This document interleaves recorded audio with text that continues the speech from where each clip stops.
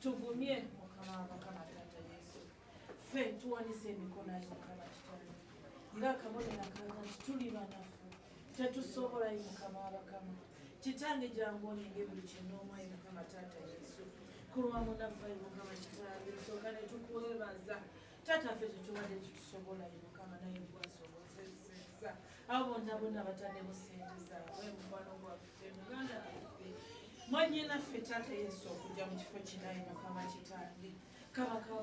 tukwebaza olw'obulamu bwa Mose bwayiseemu tata Yesu era tukwebaza nti omuwumuzizza lwansooka mukama tata Yesu tusooka ne tumuwungayo omubiri gwe mu bwakabaka bwayi mukama kitange tata Yesu nti buli ateesa obubi eri omubiri gwayi mukama kitange na buli ayinamu omukono kitange tata Yesu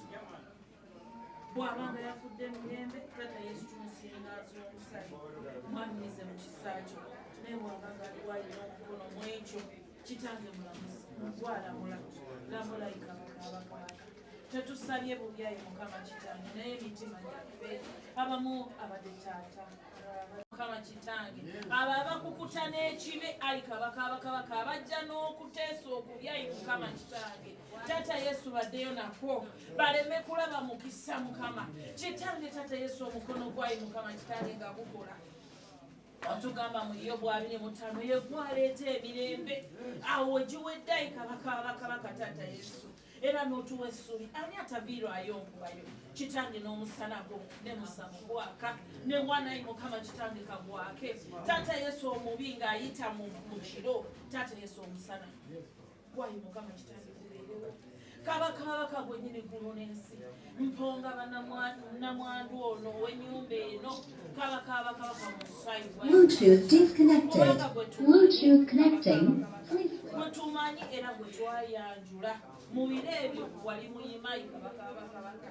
era n'okkirizayi mukama kitange tuwonga obulamu bwa munnaffe mu mikono gyayi mukama tuwonga abaana be mu mikono gyayi mukama tata Yesu tubabikka wansi w'ekire ky'omusaayi gwayi mukama tubikka obulamu bwabwayi mukama tata Yesu tubakavanyigayi mukama yeggwe omugga ogukulukuta ne gugwa mu ffe tata Yesu ekitiibwa kyo nekiyanjala kabaka nekiyanjala eri abo bonna tata Yesu omuggago bwe guba gwakalidde eri obulamu bwe tata Yesu muwumuze emirembe ayi mukama kitange n'abo bonna abanyoolebwa tata Yesu obazza wansi wabula basitule mukama naye nga bakimanyi nti mmese ye yali omusingi era tebitugenda kumwekera mu bulamu bwaffe tata Yesu his memory will reign in her hearts in our hearts he will reign and reign as he reigns in our hearts and we will proceed in Jesus' mighty name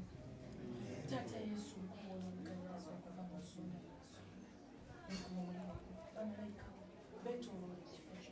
betolole ekifo gyalagogo betolole mu kyalo betolole mu fieta betolole yonna ekiro ekyenkuba ey'enjawulo ayi mukama erabisibwa ayi mukama tata Yesu yeggwe muwanguzi mu byonna era luno olutalo tulukukwasa tukwasa ennyingo zaffe mu mikono gyo mulinnya erisera amanyago ne Yesu Kristo mukama tusabye netwatula wamu ekisa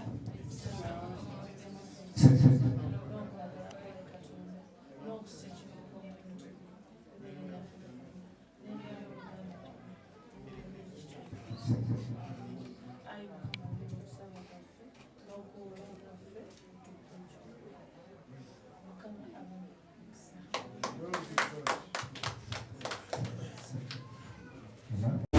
tuzaayo kwereka kufa ku bagenzi bokka nga tukwata vidiyo yabwe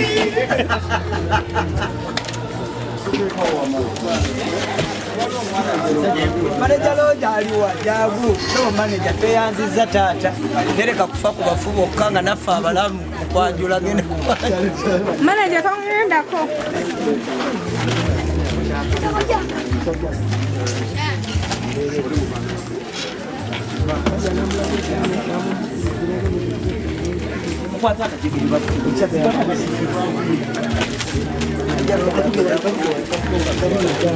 baba baguma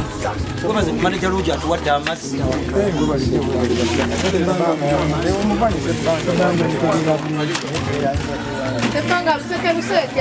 maneja si mazigo kane sente atuwadde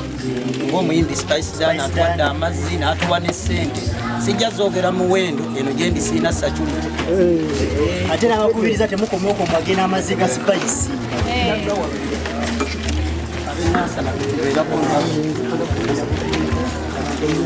eba naye omuyimbi ono akwanda abanga omuyimbi basanyusa n'abakolera n'amazzi